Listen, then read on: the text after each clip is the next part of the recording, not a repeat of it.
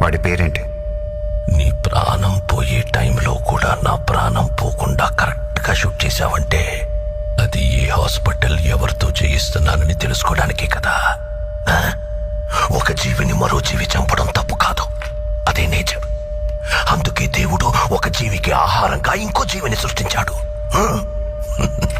చంపడమే తప్పైతే ఎద్దుకి కొమ్ముల్ని, పావుకి విషాన్ని, తేలికి కొంటని ఎందుకు సృష్టించాడు? కానీ ఆ కొమ్ముల్ని, విషాన్ని మనుషులకి ఇవ్వలేదుగా. మెదడు, మనిషికి మెదడుంది కదా. బలవంతుడే బతకగలడు. బలహీనులందరూ కలిసి వాళ్ళని వాళ్ళు కాపాడుకోవడానికి చేసుకున్నదే చట్టం. జింకని చంపితే శిక్ష, మేకని చంపితే శిక్ష లేదు. ఏ జింకలు తక్కువగా ఉన్నాయి, మేకలు ఎక్కువగా ఉన్నాయి.